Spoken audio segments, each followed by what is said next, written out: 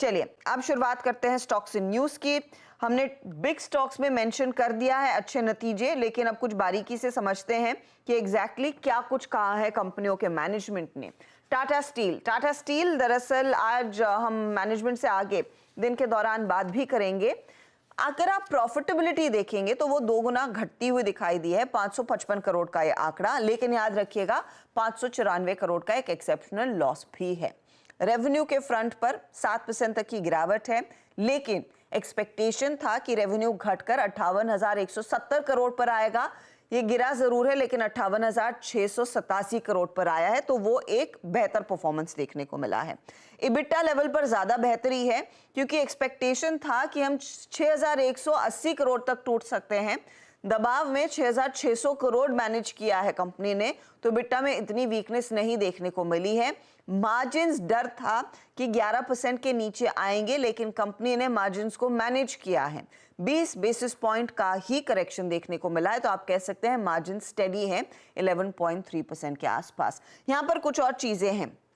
EBITDA पर ton के लिहाज से अगर आप इंडिया बिजनेस देखेंगे 15,080 रुपए प्रति टन के आसपास कंपनी ने डिलीवर किया है इबिटा पर टन, जो उम्मीद से करीब 7% ज्यादा बेहतर दिखाई दे रहा है।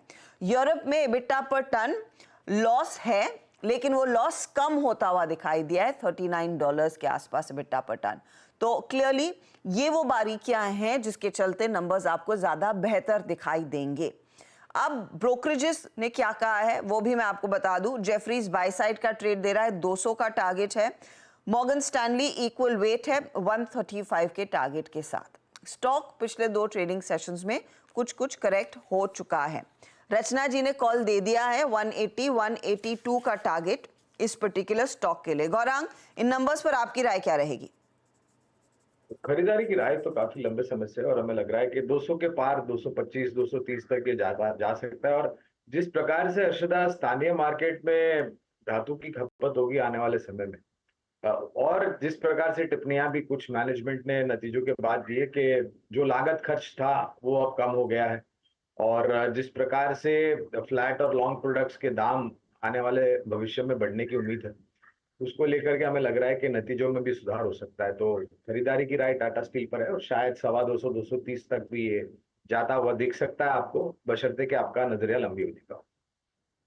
लॉन्ग टर्म पर्सपेक्टिव के लिहाज से नतीजे अच्छे हैं, 200 225 तक के लेवल्स देखने को मिलेंगे।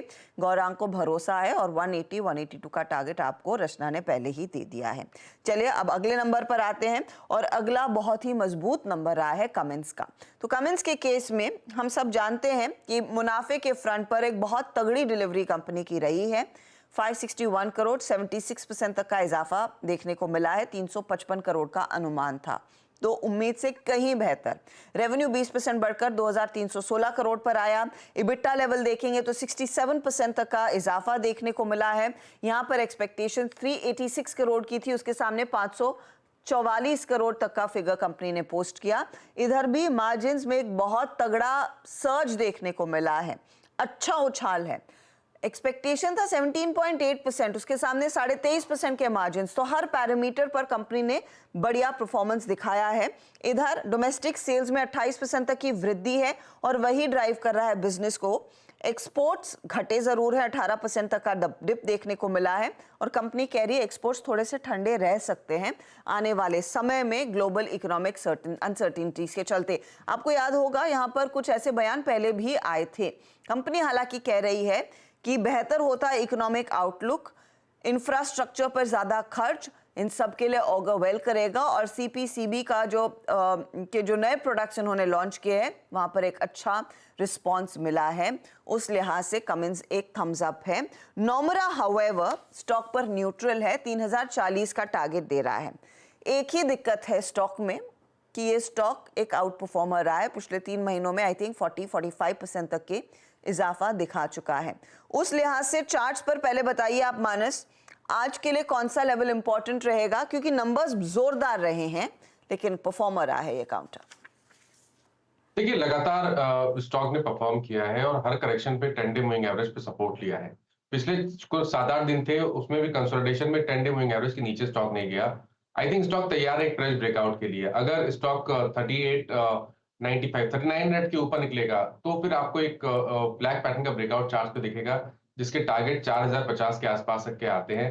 तो अगर आप पोजिशनल ट्रेडर हैं तो यहाँ पर आपको बने रहना चाहिए और फ्रेश खरीदारी 3900 के ऊपर करें, स्टॉप लॉसेस 3740 के नीचे लगाएं।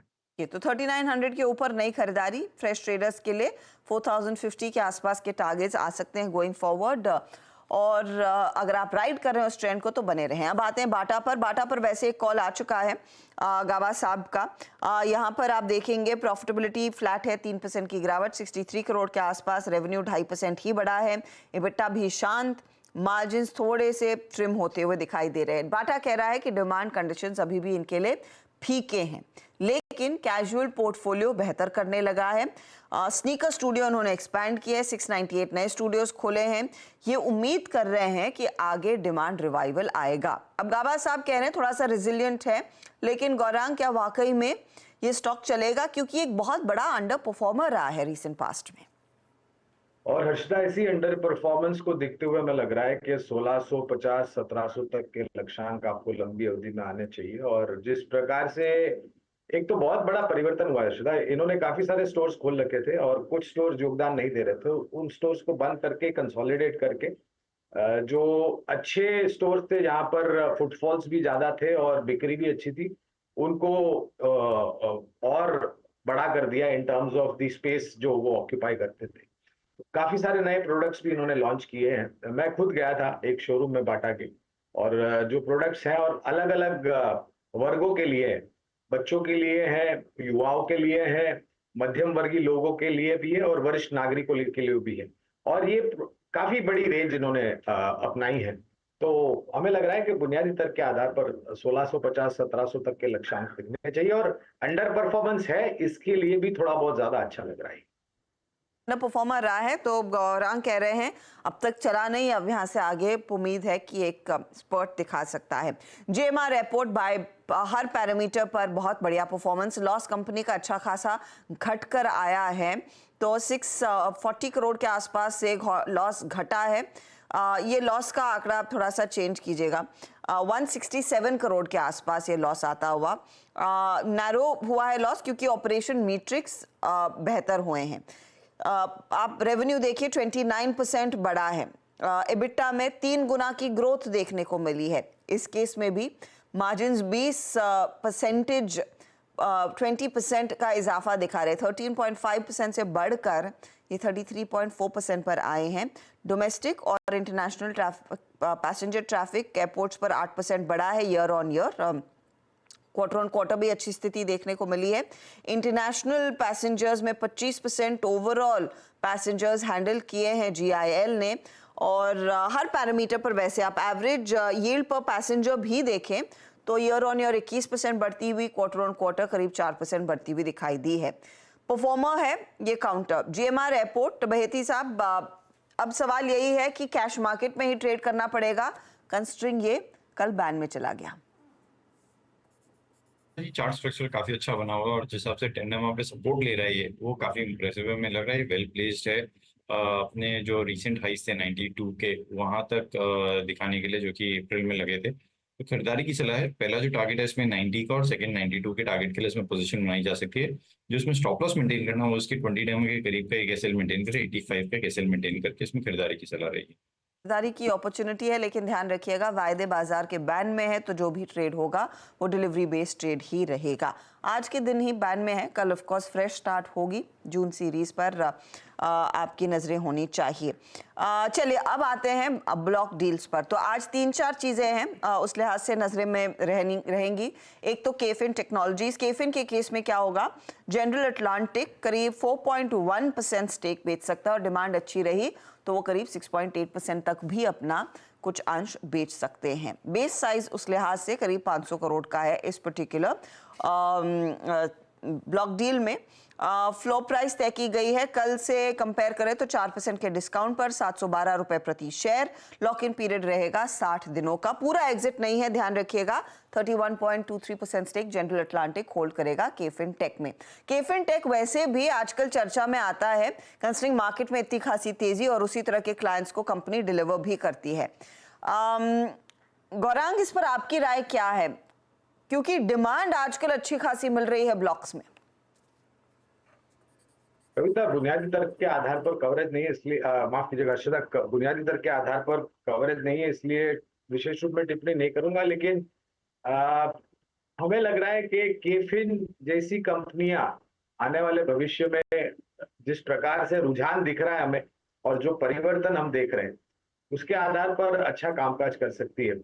कवरेज नहीं है अर्शिता, इसलिए विशेष रूप में टिप्पणी नहीं कर पाऊंगा। ओके, तो कवरेज नहीं, लेकिन ये स्टॉक रेडार पर रहेगा। चार्ट्स पर कुछ ऑब्जर्व किया है क्या आपने राजेश जी? अर्शिता जी देखिए, अगर आप चार्ट देखें तो 735 के आसपास का यहाँ पे एक बेस बन रहा है। 735 एंड 750 ये इसका रेंज है, एक्यूमुलेशन हो रहा है। ओवरऑल चार्ट पॉजिटिव है। मुझे लगता है कि एक स्विंग मिलना चाहिए, करीबन 780 से लेके 800, 780 से लेके 800 तक का एक स्विंग मिलेगा। तो डेफिनेटली मैं यही कहूंगा, ये बाय साइड का ट्रेड बनेगा 735 के ऊपर। 725 का स्टॉप लॉस मेंटेन करना पड़ेगा। ओके, तो देखते हैं आज क्या रिस्पांस मिलता है और किस तरह का स्टॉक परफॉर्म करता है उस ब्लॉक के बाद। दो और चीजें रेडार पर रखेंगे। एक है आरआर काबेल, ये भी सिम्बीसी आवास की एक्सक्लूसिव है। टीपीजी एशिया दरअसल अपना 5% स्टेक ऑफलोड करने के लिए आएगा। स्टॉक के हमने हाल ही में नंबर्स देखे, बहुत बढ़िया परफॉर्मेंस था।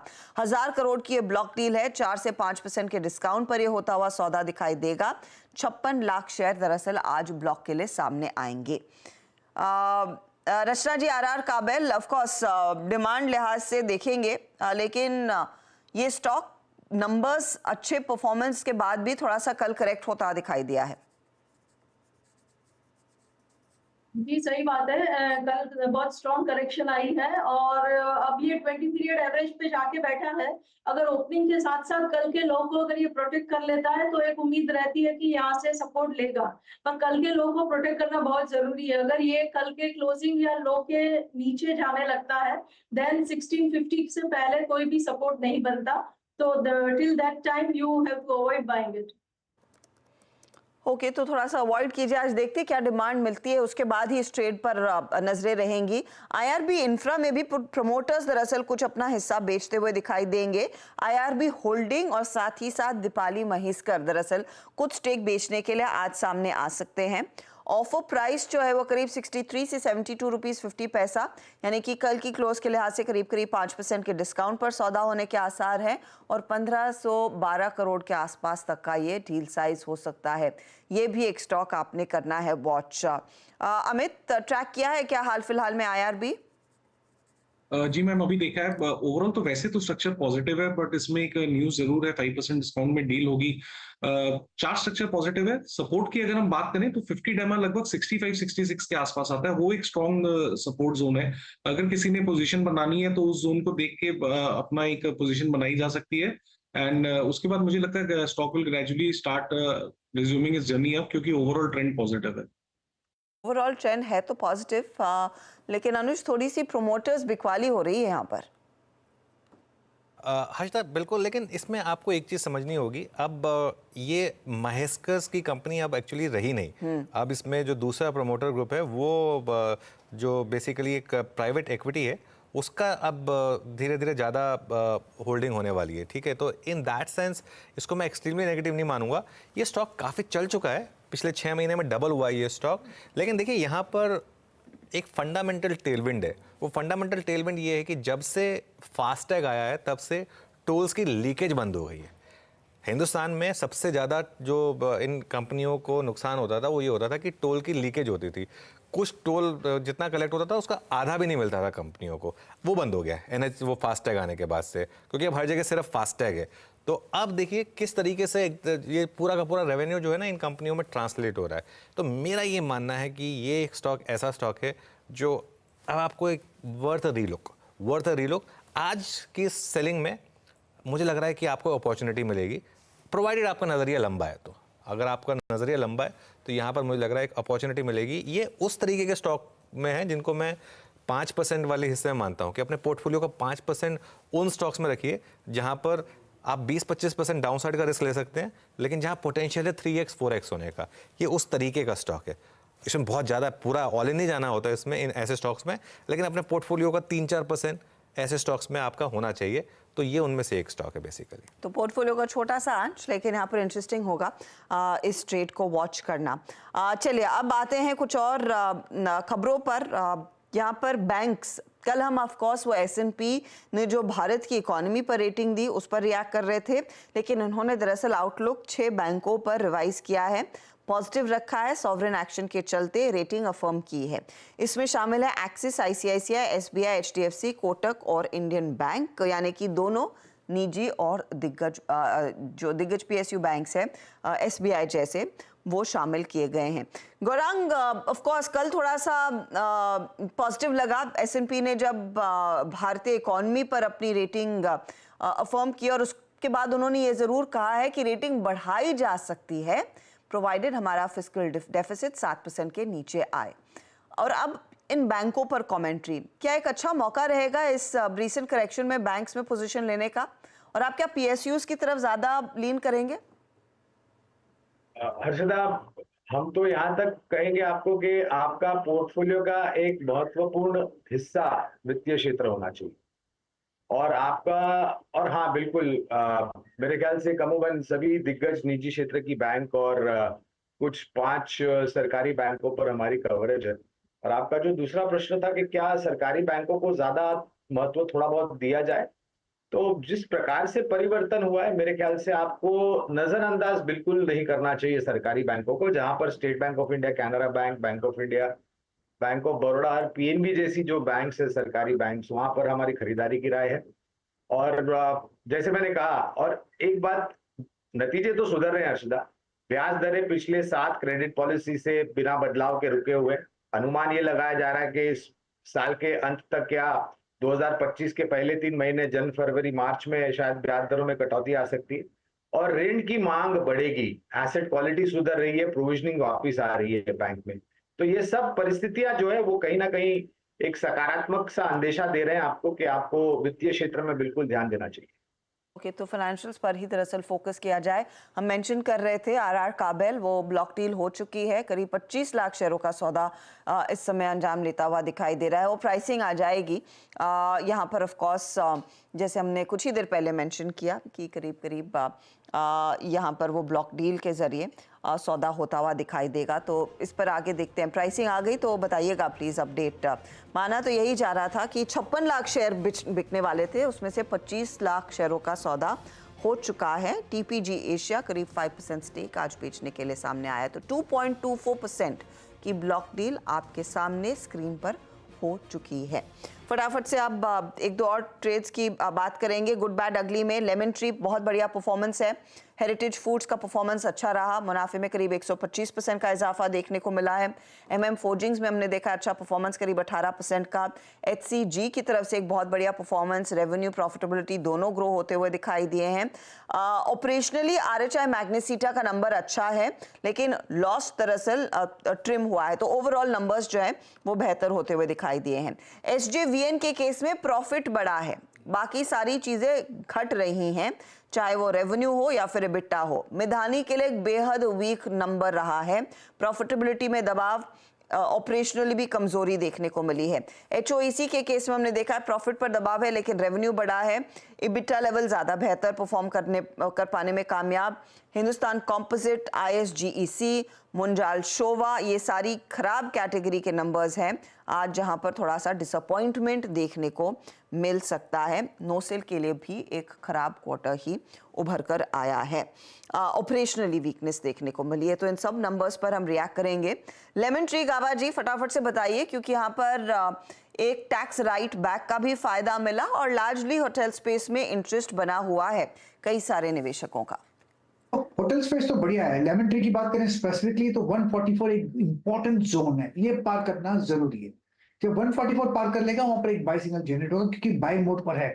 हम 3 हफ्ते से एक सेलिंग देख रहे हैं, लेकिन 144 एक क्रूशियल ट्रिगर पॉइंट है, वो पार हो जाए तो बाय करना चाहिए। फिर टारगेट 155 हो सकते हैं, स्टॉप होगा उस समय 140 का, तो 4 रुपए का स्टॉप 155 टारगेट बन सकते हैं, provided conditional buy stop crosses 144। 144 पार करे तो 150 की तरफ जाएगा, तो वो लेवल इंपॉर्टेंट है, 144 पर नजरें होनी चाहिए। चलिए अब आते हैं इलेक्शन सिलेक्शन पर। रचना जी और गौरांग हमें बताएंगे कि क्या ट्रेड्स आपने रखने हैं इलेक्शंस के पर्सपेक्टिव से। अब बस वो अंतिम घड़ी करीब ही आती जा रही है। रचना जी बताइए, क्या ट्रेड आइडेंटिफाई हुआ? जी अभी ये तीसरा इलेक्शन सिलेक्शन ट्रेड है मेरा, तो इसमें मैंने कंजम्पशन स्टॉक चूज किया विच इज डाबर। और इसका रीजन ये है कि स्टेबिलिटी अगर जैसी चाहिए वैसी दिख जाएगी तो डोमेस्टिक कंजम्पशन को वैसे ही बूस्ट मिलेगा, और रिजल्ट से भी पहले अगर मॉनसून का अराइवल हो गया तो उसकी भी एक किक मिलेगी डाबर जैसे काउंटर को। तो डाबर को हम लॉन्ग करेंगे with stop loss of 525 and हमारा टारगेट यहाँ पे रहेगा 600 और 625। गौरांग, आपकी पिक क्या रहेगी?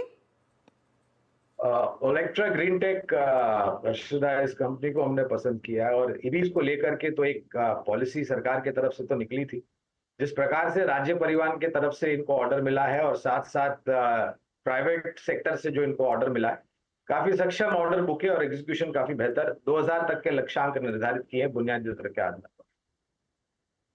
पर। के लिए एक अपॉर्चुनिटी तो ग्रीन स्पेस पर ईवी प्रोवाइडर है, ये बसेस देता है ओलेक्ट्रा ग्रीन, इस पर नजरें, और डाबर पर भी एक अपॉर्चुनिटी। चलिए, तो कई सारे स्टॉक्स हैं, कई चीजें हैं जिस पर आज मार्केट रिएक्ट करता हुआ दिखाई दिया। ज्यादातर चीजों की हमने चर्चा कर ली है जो इंपॉर्टेंट है। इसी के साथ मुनाफे की तैयारी आपकी पक्की हुई। अब रुख करेंगे पहला सौदा की तरफ।